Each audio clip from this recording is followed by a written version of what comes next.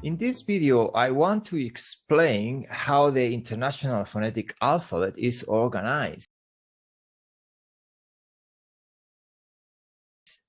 What I mean is how many sounds and what kind of sounds can you find in the International Phonetic Alphabet? When we look at the IPA, many people get a little bit put off and scared because they see a lot of symbols or some symbols that they don't really understand. But believe me, it's not that complicated. And once you understand how it works, it actually is quite fun. The IPA is divided in a very simple way. You are going to have two different kinds of sounds. You're going to have vowel sounds and consonants. That's it.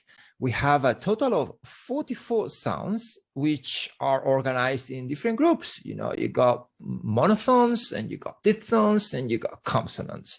But it's not that complicated, believe me. Let's just break it down into pieces so you can understand it better. We have 12 monothongs, 8 diphthongs, and 24 consonants.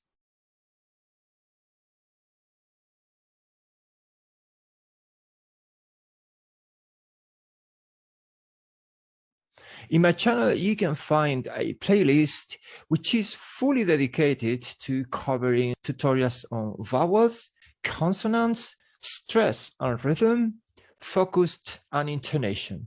Don't forget to check it. If you're new to the channel, this is the time when you can subscribe. And also, don't forget to hit that notification bell so you can keep up to date with my latest videos.